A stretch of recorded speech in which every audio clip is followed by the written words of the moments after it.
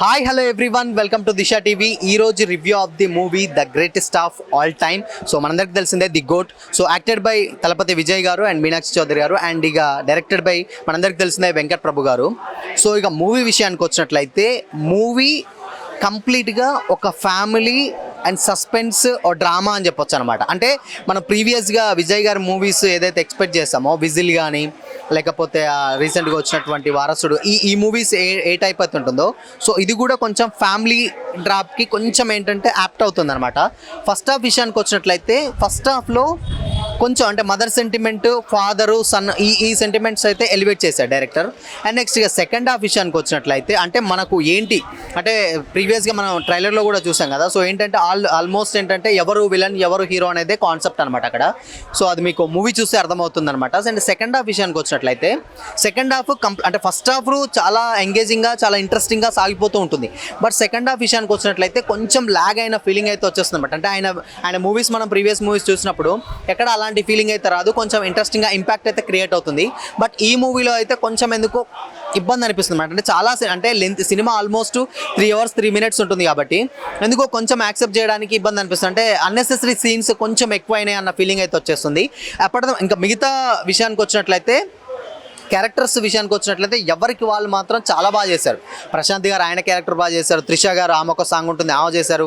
మెయిన్గా ఒక క్యామియో ఉంటుంది, శివకార్తికేయన్ గారి క్యామియో, అది మాత్రం నెక్స్ట్ లెవెల్లో ఉంటుంది అనమాట.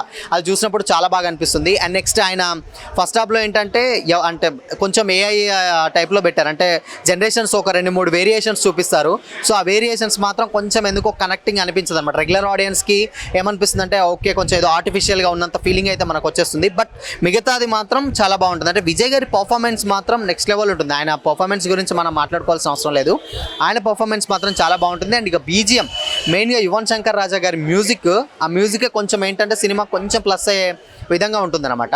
అండ్ ఇక క్లైమాక్స్లో ఏంటంటే చాలామంది ఈ సినిమా తమిళ వాళ్ళకి ఎక్కువగా నచ్చుతుంది. అంటే తెలుగు వాళ్ళు పక్కన పెడితే తమిళ ఆడియన్స్కి మాత్రం చాలా బాగా నచ్చుతుంది. ఎందుకు అనంటే దానికి సంబంధించి అంటే ధోని గారిది ఒక ఇష్యూ ఉంటుంది, అదొకటి పెట్టారు. అంటే క్లైమాక్స్లో అంటే ఎందుకు అసలు ధోని గారి ఇష్యూ ఎందుకు వచ్చింది ఏంటనైతే మీరు మూవీ చూసి అర్థమవుతుంది, చెప్తే స్పాయిలర్ అవుతుంది అనమాట. సో ఆయనది కొంచెం ఇంపాక్ట్గా ఆయనది కొంచెం మంచిగా అనిపిస్తుంది అనమాట ధోని గారి సీన్. అండ్ క్లైమాక్స్గా లాస్ట్ 20 minutes మాత్రం నెక్స్ట్ లెవెల్ ఉంటుంది అనమాట. అంటే స్టేడియంలో ఒక ఫైట్ ఉంటుంది, ఆ ఫైట్ అండ్ లాస్ట్ 20 minutes మాత్రం చాలా బాగా అనిపిస్తుంది అనమాట.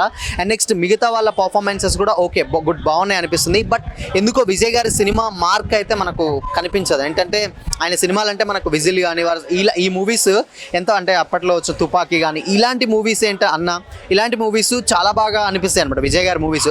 బట్ ఈ మూవీ ఎందుకు అంటే ప్రీవియస్ మూవీస్తో పోలిస్తే ఎందుకో అనిపించదు.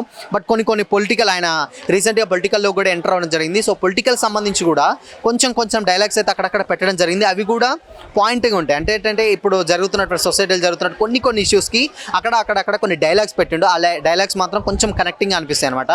అది అంతవరకు అయితే అది బాగానే ఉంది. బట్ ఇక ఆయన లాస్ట్కి ఏంటంటే గోట్ సీక్వెల్ 2 కూడా ఉంటుందని చిన్న హింట్ అయితే ఇచ్చారు. బట్ మరి అది ఏముంటుందో మనకైతే తెలియదు.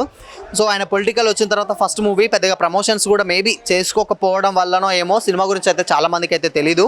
బట్ అంటే ఏంటంటే రెగ్యులర్ ఆడియన్స్ తప్పితే రూరల్ ఏరియాస్ ఉన్నటువంటి చాలామందికి రీచ్ అయితే కనిపించినట్లయితే అనిపించలేదు. మిగతా సినిమాలు అయితే మనకు తెలిసి ఎంత రీచ్ వస్తుంది ఆయనకి, అంటే ప్రమోషన్ కూడా చాలా ఎక్కువగా అవుతుంది. బట్ ఈ మూవీకి తక్కువ అయింది. అండ్ పొలిటికల్ తర్వాత వచ్చిన మూవీ కాబట్టి కొంచెం ఎందుకో డిసప్పాయింట్ అయిన ఫీలింగ్ అయితే వచ్చేస్తుంది. సో దీనికి సీక్వెల్ కూడా ఉంటుంది.